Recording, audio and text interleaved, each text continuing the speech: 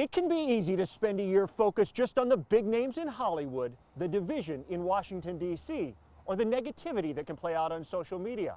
But you can also take a choice to take a big step back and focus on the big picture.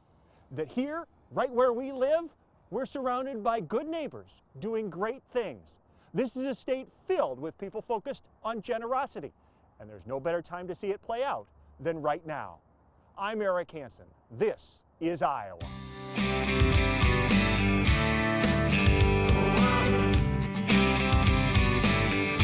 Spend any time between the Missouri and the Mississippi River and you'll start to recognize Iowa's landmarks, like this big golden dome right in the middle of the state. But look around and you'll also recognize the fact that Iowa's communities have some pretty great characters. People spending their days and nights focused on their friends and neighbors with no intention of landing in the headlines. It's easy to overlook them, unless you make a point not to, which is why for 18 years I've been making it a point to put them and their motivation in the spotlight right here on KCCI. We call it Eric Hansen's This is Iowa, and we tell the stories all year long. But during this season of giving, it can be even easier to find them.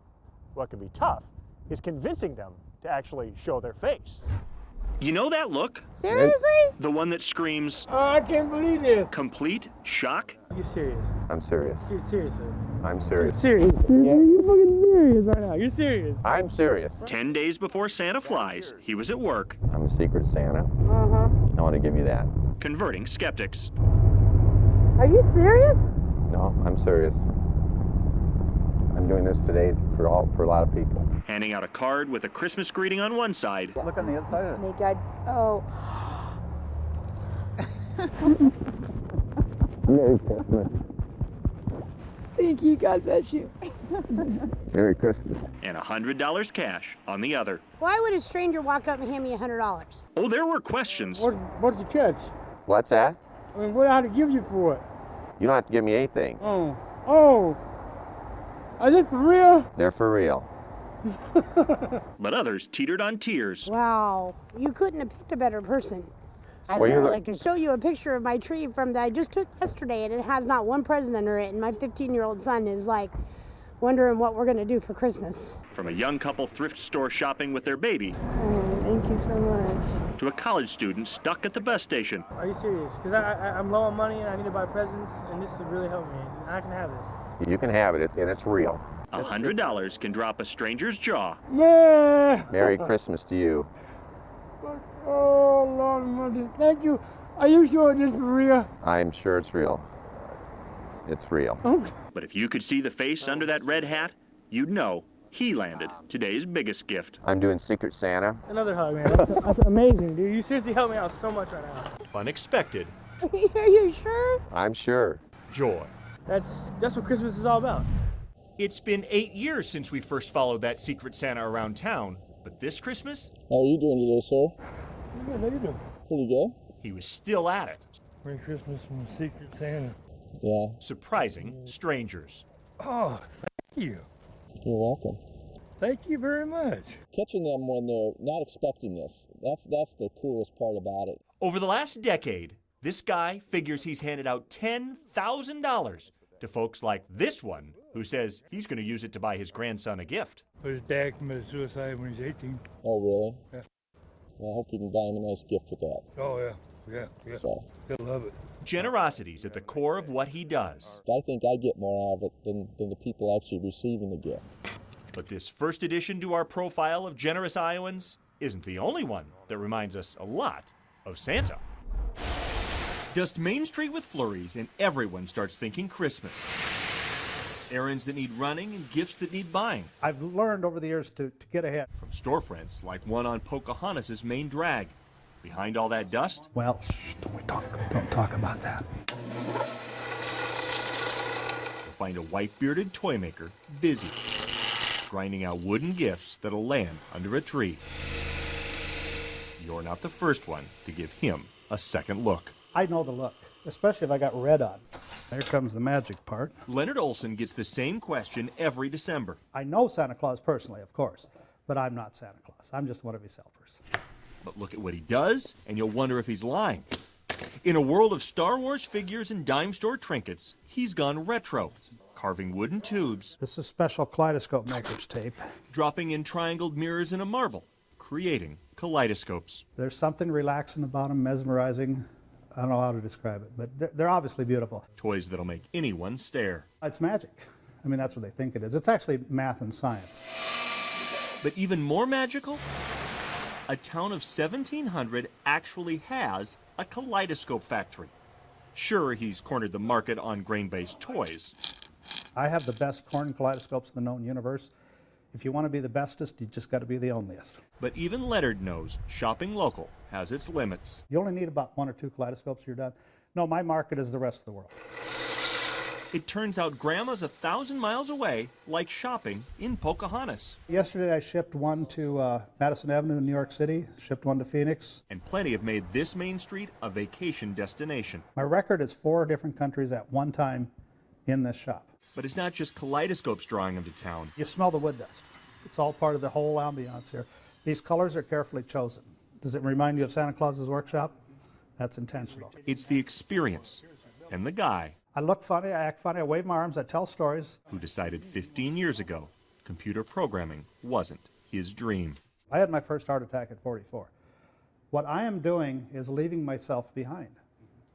These kaleidoscopes are going to way outlast me. So he built a kaleidoscope factory in a town of 1,700 Our hope is that eventually this town will be full of people like me. and started shipping joy worldwide. And that's the beauty of what I've got going on here.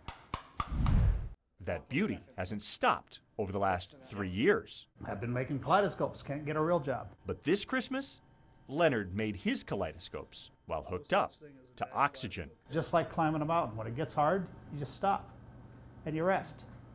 Then you keep going, and you get up and you go. A terminal illness now makes it hard for him to breathe, but it hasn't affected his attitude. You can find fulfillment in adversity. And I have found so much fulfillment.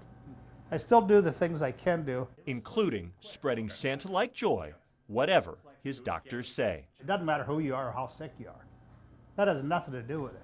It's all about what are we going to do that's going to make today fun? That's what I look for. It's what we found in so many corners of our state. And our collection of generous characters has only started. We still have to catch up with the guy who wasn't supposed to walk again. Wait till you see what's happened since his wedding day grabbed the national headlines. And the high schooler who got an unbelievable graduation gift from her teacher. Plus the college guys who know one recipe and can't stop cooking. In Arkansas, this is Iowa. You can find generous Iowans in every direction. You can find them in the downtown skyscrapers or along our state's gravel roads. And you can even find them in your neighborhood school. In second grade, Page 55. Charlotte's Web can ignite imaginations, Charlotte talks really proper, doesn't she? planting the importance of friendships and helping neighbors. Anything to be of help. But even a talking spider isn't as awesome Let's get ready to go. as the highlight of any elementary You guys want to take a blanket? I might just take a nap and snuggle with it. field trip day, I'm so excited. Are you ready? especially this one. We're really lucky to do this, aren't we? Here we go. Because thousands of kids can head to a zoo or the State House. But this class from Pella Oh, there's so many. spent the day shopping, This might make him smile. filling bags with anything that'll fit Get two. for kids they've never met who need it. Let's do a baby girl, and then we'll do a middle-aged 3-year-old.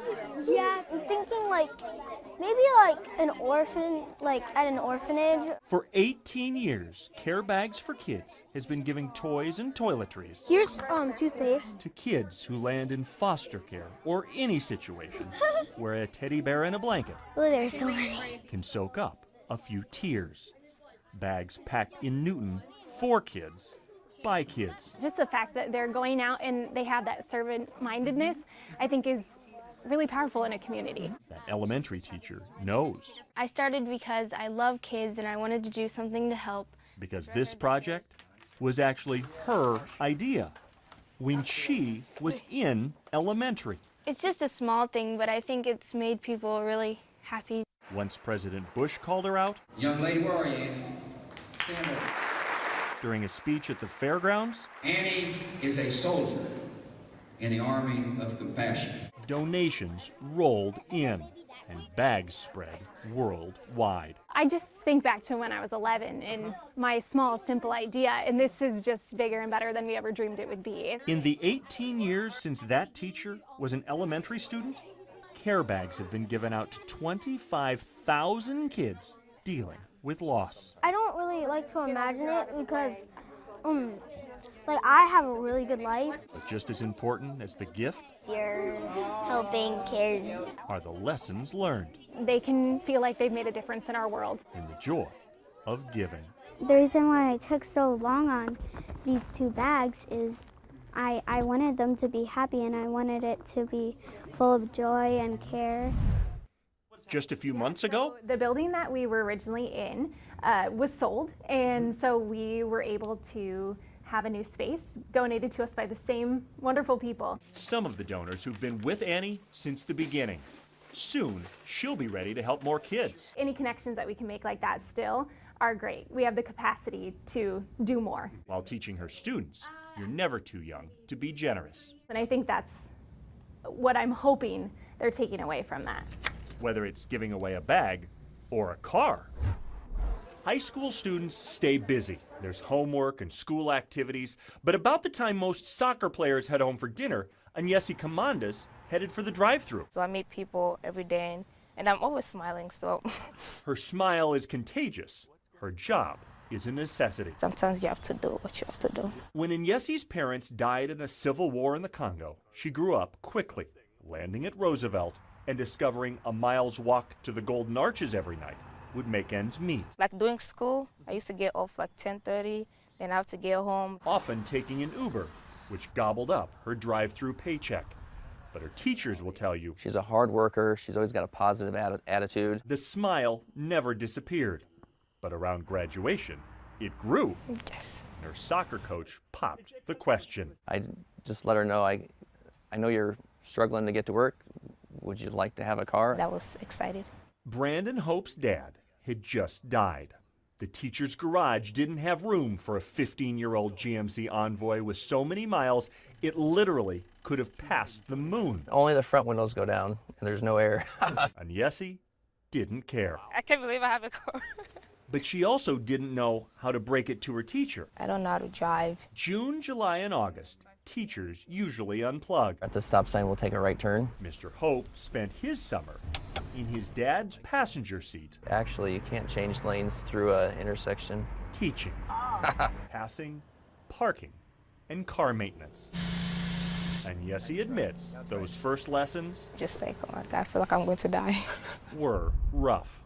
But on her 4th attempt at a driving test, All right, we got this. she passed and had the hardest time posing for her license picture. Yeah, I wanted to smile, and then he was just like, I can't show my teeth. Dealers will tell you an 03 GMC that clicks Old car noise. isn't worth much. And yes, he knows they're wrong. Freedom, yeah. And she intends to prove it down the road. Yeah. She has. Since then, she's got moved over to Iowa City. She's living with a best friend. She found a job right away. And enrolled in college. I'm so proud of her. She's doing such a great job. And the car's still running. And the car's still running. We don't know how long the car is going to last, but it's still running now, so knock on wood, it lasts as long as possible. Mr. Hope knows. Teachers do that kind of stuff all the time, and they don't get recognized. And I just got caught doing something nice this time, I guess.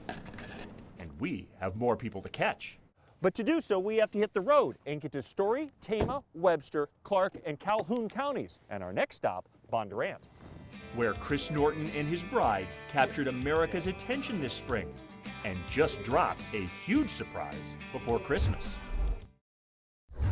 Chris Norton is one of the most inspirational guys we've ever met. In high school, he played football right here in Bondurant. But in college, he injured his spinal cord. Doctors gave him a 3% chance of ever moving again. But for 7 years, we've been following his therapy, the start of his motivational speaking career, and his amazing graduation walk that inspired millions. But it all led up to this spring, when Chris was determined to walk his bride, Emily, down the aisle at their wedding. To pull it off, he had to endure even more hard work at a Florida gym. Wait for it, drive through those feet, let's go. Get up. 7 years after surgeons told Chris Norton he'd never move again. All right, boss man, big push, let's go. His personal trainer, There you go, not bad, I'll take it. who doubles as a drill sergeant, Stand tall on that hip, big drive.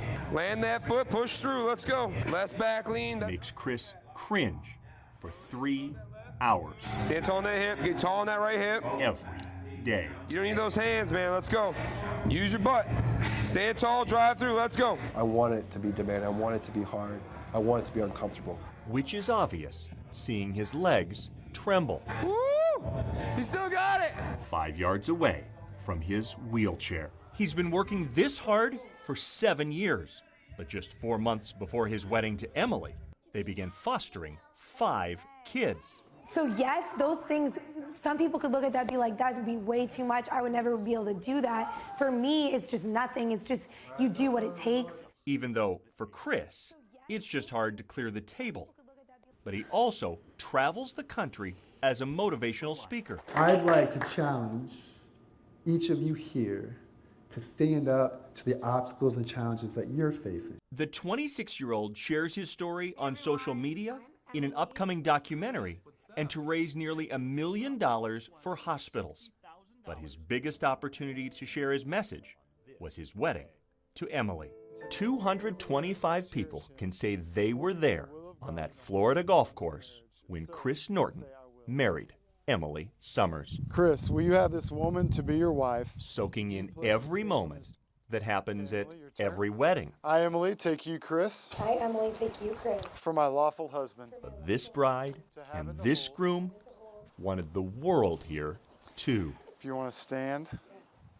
For this moment. By the authority committed to me as a representative of Jesus Christ and his church, I now pronounce you husband and wife. Chris, you may kiss your bride.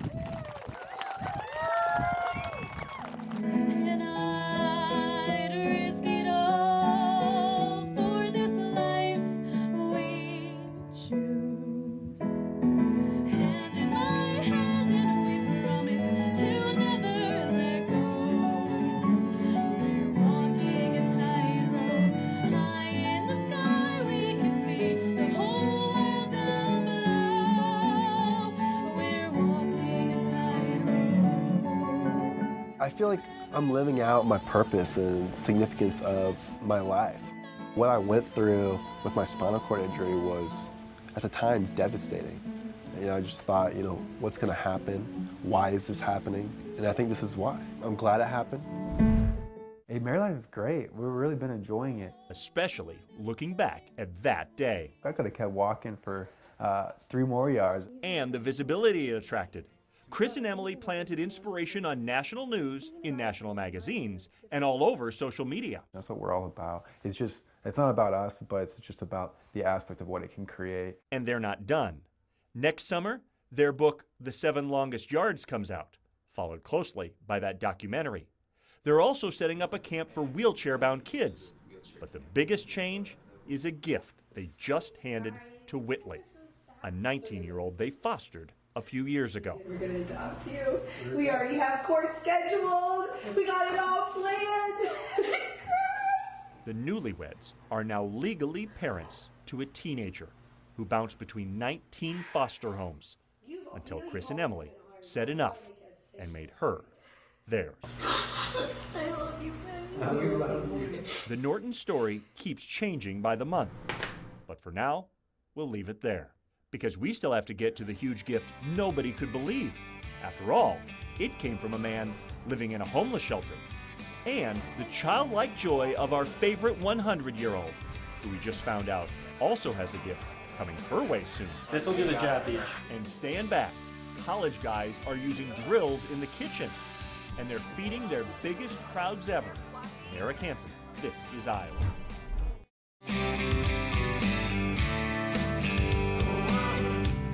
Spend your entire life growing up in one community, and it's easy to believe that everywhere will feel just like home, full of teachers who know you and a community that has your back. Until you get to college and find out life has responsibility as well. But here, you can also find hospitality and generosity. I might need somebody strong to open this. When moms send their boys to college, Do we measure it out ever? No, Or do we just... heck no. Just dump it in. Right, good. they cringe at the thought of mealtime. Hot cakes, baby. Because most teenagers Nice. only have enough utensils Nice and organized. to be dangerous. The whisk. Josh has it. This will do the job, Beach. Not a chef in town would use a cordless drill to mix pancakes. Then again, they'd actually use eggs. We don't do that. We just want to add water. That's all we need to do. But most of those chefs don't have Friday night plans as big The drill works great, honestly. as the guys who live in Ames's Pancake House. It's ridiculous. Once a month, they fire up their griddles for the invasion What's up, girls? of classmates looking for free flapjacks College students love free. at their now infamous pancake parties. We're famous. Their kids swear the main course is fine, They're fluffy. They're made by college students, so you know they're good. but the block party And now we start. is even better. Because next to the Pancake House Whoever gets to the bottom of their can, wins. is the Muffin House's drinking game. And next to that, the Waffle House's dance party packs in 150. Which is all fun until the cops show up. Hey, guys. Good, how are you? You guys live then the weirdest thing happens. Nothing. When we show up, normally there's beer cans being dropped and kids running through the neighborhood trying to get away from us. But here, everybody just stuck around and was waving and saying hi. Because those drinking games This guy's trying to break a record of 10 cans of Mountain Dew tonight. don't have a drop of alcohol. So he's going to have 3-4 days of sugar in one night. Neither does the dance floor. We're 21 and we can drink, and we don't have anything against that, but we choose kind of not to go into the party scene of getting drunk and plastered every weekend, just kind of out of our choice and what we feel is right. But Friday night's beach theme featuring human hammocks still drew 400. It's a lot of people. Who know plenty think a college party without booze is a waste of a party. It's okay if people think that, but we have fun, so that's all that really matters. 70 pounds of batter won't end binge drinking. Drill is recharging right now. But can it prove friendships formed around griddles are just as strong as the ones around kegs? Flip, yeah. They're just kids having a good time. But that was nothing compared to this fall. And we had upwards of 900 people. I think we went through 85 pounds of pancake mix that party. So it was a big hit. More than ever. But now the pancake guys are all seniors, which means next year it'll be time for seconds. Well, we got a bunch of new guys coming in. My brother is actually going to be living in this house, and so I'm going to be on him to keep living up to the hype. And the paper plate menu served with hospitality worthy of fine china. It's giving people an opportunity not to have to be stupid and where they can just be themselves in a really healthy way. Making Campus Town their real home without all the fancy utensils. I think it's just awesome to see how much other people enjoy the parties. After all, home can be anywhere you're loved, right? On courts across America, players get pushed You gotta get it done, let's go! to act like a family. Every coach will tell you, that's a big part of the success of any program. Dave Stubbs' Grandview Christian boys are proof it works. That bond is crazy, I tell you that, it's crazy. Because the defending state champs who've won more than 40 in a row don't just act like basketball brothers. Always had a real passion for it. Sam and James Glenn are. In fact, their family has so many kids. Bree, Tyler, Tate, The 10 Glens could fill 2 starting lineups. We go through 2 gallons of milk at a meal. And then, when teenage teammates show up, as soon as it's put out there, it's gone. but it was 2 summers ago, during one of those homework sessions on the couch, when Sam's teammate Mach opened up, admitting his priorities were out of whack, and his mom was scared. I didn't really care about anything but playing basketball, so she just wanted me to take school more serious and just take my life more serious. Prompting a proposal. I don't still understand sometimes, yeah. Sam Glenn was nervous when he pitched his idea to his mom and dad. Because, that's not a normal thing to say. What do you think about, hey, can my friend come live with us from now on? Especially since they already had 10 kids. But without missing a beat, There's always room for one more. There's always room for one more. 10 became 11. And then, When I stepped into their house, I never wanted to leave. 12. Another teammate, Kong, believes if the Glens wouldn't have become his legal guardian last summer too, he'd be locked up. It's like they showed you love, like amount of love that you probably never get before. So the couple everyone calls Mama and Papa G believe it wasn't anything that we did. It was what God did. He just brought us these boys. But those boys, now with both shake and bake and soaring GPAs, How do I subtract it right here? also credit the Glens, There's a lot of holes in my life that I just wasn't taught. who proved to them and their entire undefeated team, All right, let's go real quick. you don't need to share a last name to be family. they just show love. Like once you step in the door, it's like they greet you with open arms, and they want you to be a part of the family. Even though if you're not, you still gonna feel like you're a part of the family all times. In March, Grandview Christian's boys made it to the state championship game and won by 3.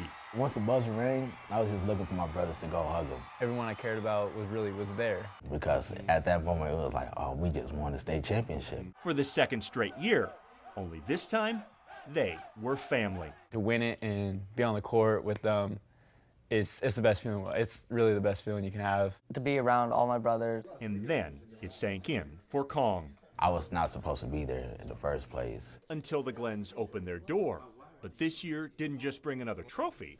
They also have another teenager. Sam asked me, he was like, do you want to live here? Because like my mom and dad asked me. I'm like, oh yeah, of course. Murat moved from Turkey 2 years ago, but found a home with this family that won't stop growing. They help you and they care about you like so much that you just don't even realize it. We're all family no matter what. Raising teenage boys requires patience, but that's nothing compared to the artist who happily invested a year to build this out of matchsticks. Strike up joy. Gladbrook, Iowa might have fewer than 1,000 people, but in a Main Street storefront, you'll find millions of wows, because every intricate work of art here is made out of matchsticks. Pat Acton started small. I'd go to the grocery shelf and buy boxes of matchsticks, cut the heads off, and make little buildings. And then things just kind of snowballed from there. Take the U.S. Capitol.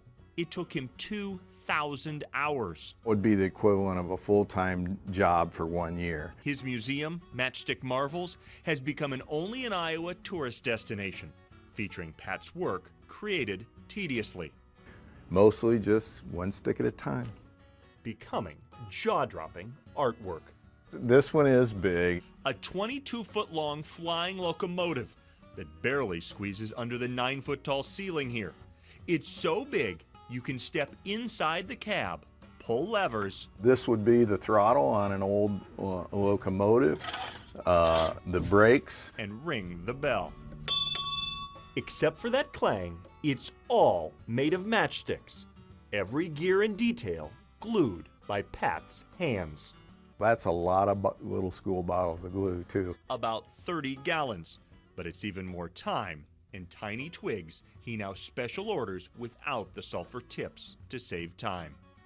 Originally, I thought maybe 750,000 matchsticks. It turned out to be over 1 million matchsticks. But why would anyone invest thousands of hours just to earn some wows? 2 reasons. First, America's wow experts, Ripley's Believe It or Not, commissioned it. But as tedious as it seems, this now full-time work fuels his creative juices. I love just taking a big pile of sticks and seeing if I can get something created. Ripley's has been buying his million matchstick works for years, triggering worldwide wows. But plenty are still on display right here in Gladbrook. But there's one in his basement no one has seen until right now. Between Pat's TV and his couch is a 1970 Dodge Charger, straight out of the Fast and the Furious. So it's a fully blown 426 Hemi, and it's complete car from tailpipe to what you're looking at here on top. The hood rises and every light comes on. Plus, intake valve works. We have the sprockets spinning, we have back wheels spinning, so it's got a lot of interactive functions, plus it's got sound. I've been working on this for about a year. In a few months, it'll be in one of Ripley's museums, where Pat loves seeing faces light up. It's a lot of fun, and it's kind of heartwarming, especially kids. Because of the gift of patience he shares. It's fun. It's fun for me. It gives me a lot of joy, yeah. Now he just has to get his car up the basement stairs. His secret, it fits together, just like a puzzle. Our cruise around the state, shining a light on more people who love giving, still has more stops to make. We're headed to Fort Dodge, where a homeless shelter just opened their new gift. And once you see our most emotional story of the year, you'll never look at Pop Tab the same. Drive across Iowa and you'll spot massive monuments to our neighbors. Here in Fort Dodge, Australian artist Guido Van Helten has been up there all fall, working on this massive mural on the side of a silo. It is impressive. But another guy here in town left his mark in a very different way. A legacy that surprised everyone. A stone's throw from 7-foot-tall granite memorials, Rob Helgerson's shiny grave marker is shorter than the grass in Fort Dodge. If you find it, you'll learn Rob was an Army veteran, but those who knew him, oh, he was a character. He was small, thin. have so much more to say. He was very high-strung. Hyper guy. He had story after story after story that were just crazy stories. They heard them all. Rob showed up roughly 4 years ago. On their doorstep at the Beacon of Hope shelter. For 2 years, the homeless man no one even has a picture of slept on the hospital bed in the corner. He was full-blown cancer. And all the guys say he was rough around the edges. You know, some people aren't very lovable. But he kept telling stories. He was going to come into some money, and he always wanted to give back. And I'm like, yeah, you're going to come into money. Eric remembers that one too. Yep, sure do. Almost as vividly as the day that homeless man walked into chapel with a letter. I was like, wow. I looked at the paperwork and I'm like, oh my gosh, 4 years, he's been telling me this is true. The Vietnam veteran whose worldly possessions had been stacked around a shelter bed was awarded $500,000. He was exposed to some chemicals which caused the cancer, and there was a whole lot of people that were involved in this lawsuit. But he got the settlement, and within weeks, he passed away. In those last weeks, Rob Helgerson paid cash for his burial plot and plaque, paid off all his medical bills, and drew up a will. He was a very generous guy. The man who lived most of his life poor left $30,000 to help guys like Chad. I've been struggling with addiction most of my adult life. Who work in the shelter's thrift store. The timing was perfect. Rob's gift became the down payment on a 6,000 square foot expansion, allowing the shelter to better support itself. Oh, exactly, exactly. And its residents to find their purpose. It's created a source of income for me. In life, Rob Helgerson's story has left a lot of people rolling their eyes. His gifts in death, you know, get me back on my feet, are a reminder. You can't judge a book by its cover because every single person has a story. The next chapter just opened 2 weeks ago. I mean, we have most incredible, awesome stuff. That thrift store expansion made possible by Rob's generosity. The timing is what was just right. You know, him leaving us the $30,000 is what exactly we needed. Now, the men's clothing section is twice as big, and so are the opportunities for guys just like Rob. Most definitely. You know, this will be a place for men to learn to work, to have responsibility. Steve Rowe still can't believe it. Rob lived with nothing. I mean, he was dirt poor. But he ended up being the benefactor who will change lives. We'll be able to sell more, which all the money goes to supporting the Beacon of Hope. His community. Yep, exactly. That's better because he left his mark. It happened in southern Iowa, too. To a kid in flip-flops, waiting even a minute for the pool to open feels like 100 years. Because it's very, very hot. They all want to get in quick without getting busted for running. But in Osceola, lifeguards have never blown their whistle on Fern. the gal who doesn't need a bathing suit. I told you I'm 100 years old. I don't have to do that. To be the most popular woman at the pool. It's wonderful to see all of you again. Do you remember Nancy? And I'm so glad you're swimming. Everyone knows Fern. Because this weekly swim party Yeah, because you can see your friends here. is thrown by the 100-year-old near the shallow end. It's good to see you, and I'm so glad you're swimming. A couple decades ago, in her 80s, Fern was talking with kids from Osceola's trailer court. They revealed what their home life was, and in some cases it was very sad. Some weren't eating. Plenty more were struggling in school. Wouldn't it be wonderful if? Which is when Fern went to work. I'm here for a reason, and I better fulfill it. She started co-writing books with third graders and making little friends citywide. She gave each kid a pencil that says Fern is my friend because she heard some kids say that they didn't have friends. I'm so proud because she helped my son in school. And then she hatched the idea that packs the pool all summer long. If they want to swim, they should swim.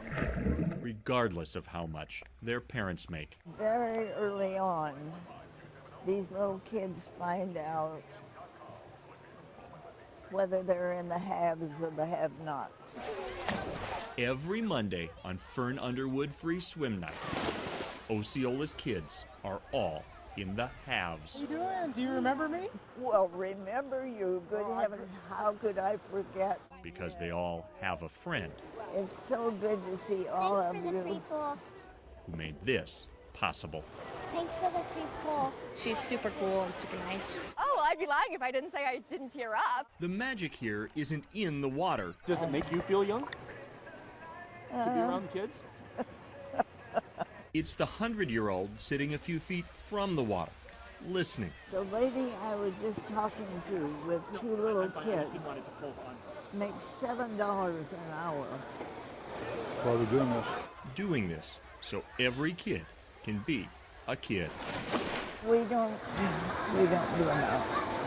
So you and I aren't through yet. No, that's right. And they weren't. As her second century started, Fern found more energy to help more kids until this Labor Day weekend. Fern Underwood put those around her first for 103 and a half years. When she passed away, the entire town felt it, even the mayor. Fern Underwood may have passed, but her legacy will live on. We gave her a Spirit of Osceola Award, which is model citizens in the community that go above and beyond, but that's not enough. So just before Christmas, the city council renamed their pool the Fern Underwood Family Aquatic Center. Her legacy needs to live on. When you give so much to your community, you should be remembered. Just like the guy who will fit here. Millions have already seen his incredible story. Then again, millions is nothing to JC. In 2018, KCCI has been privileged to bring you along to witness so many incredible moments. From the generosity that unfolded after our summer's floods and tornadoes, to the Powerball winner who pledged to give so much of it away, and our story out of Calhoun County that went viral, inspiring so many far beyond our borders. Every Coke contains a jolt. Some say it's the caffeine. I'll probably say you go through 4 or 5 cans a week. Everyone in Rockwell City swears the energy is really in the flick They're tiny. of your wrist. I've actually started drinking more pop just to get those pop tabs. For the last decade, Calhoun County dentists preaching the evils of sugary drinks haven't had a chance. Yeah. Because of one teenager on a mission. They said they'd have a few more drinks. J.C. McAlexander is that 17-year-old with a cat on his lap. This is Lucky, and she's been with me through all my treatments. His first love since 2nd grade. Yeah, she's pretty old now. When he was diagnosed with Ewing's sarcoma, cancer. I think she knows when I have a bad day, and on those bad days she tries to help me through them. And J.C. has had plenty. Spending so many nights at the Ronald McDonald House in Des Moines, they literally gave him his own suite. But They also gave his parents a shoulder to cry on. I had somebody that I could talk to about what our challenges were, about what our fears were. We can't put a price on what they've done for us. But once JC beat cancer, that 8-year-old wanted to try, rallying his community behind a currency even his classmates who had shaved their heads could latch onto. We had different places around Rockville City where people could like donate pop tabs, like around banks. This was his way of giving back. The aluminum from every pop deposit rolling into the bank I think there's a few beer tabs in there too, maybe. would be recycled for cash, funding that home where JC's childhood artwork still hangs. Pop tabs are tiny. That probably takes us a good couple months to fill a house. But JC's goal was massive. A ton of tabs. Yes, a literal ton. When you start doing the math, it's kind of crazy. Through middle school, little baggies became big boxes. That's literally so many pop tabs. Until JC called with the news.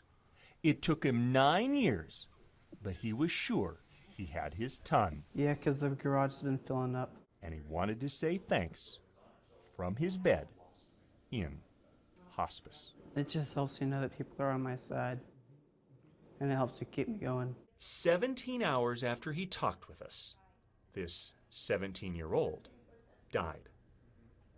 JC was weak, but he was determined to make sure every person who ever popped a tab knew it mattered. It always felt like they were rooting for me behind the scenes there. Looking back now, I think he knew that he was close to the end, but he used that whatever energy he had to talk to you. And then he didn't really talk much after that. And I cried and held him and told him I loved him. And that was it.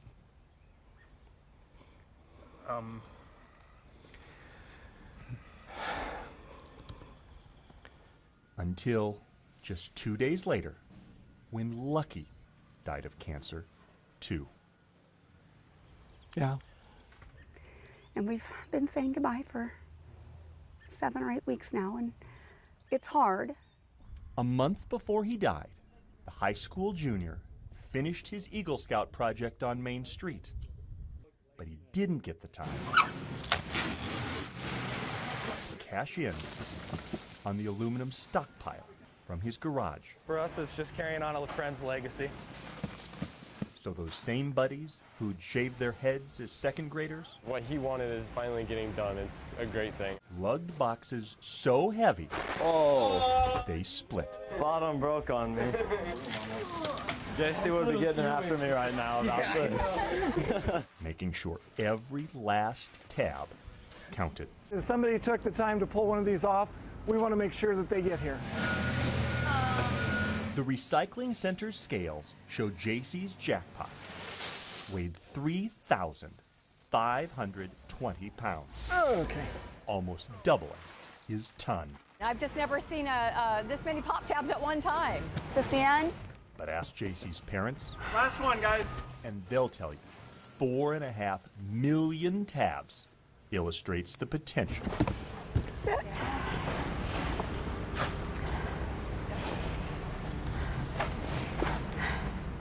In all of us.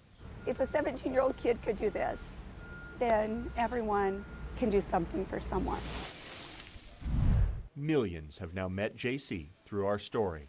And it seems like whenever Iowans pop a tab, They're pulling it and saving it and getting them to us one way or another. his classmates collected tabs at cross-country races.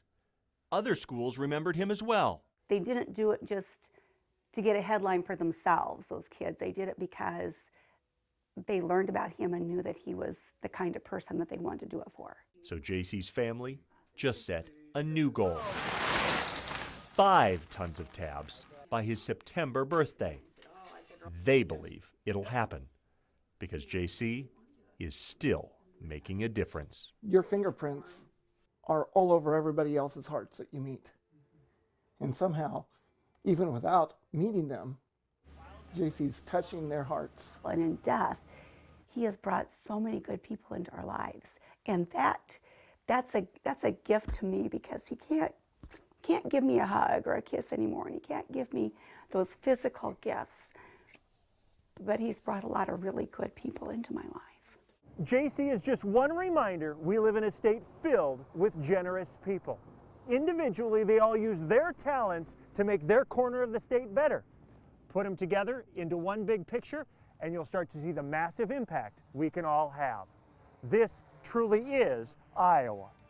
We're honored Iowans trust us to tell the stories of our state, and we can't wait to introduce you to even more of our neighbors in 2019. I'm Eric Hansen.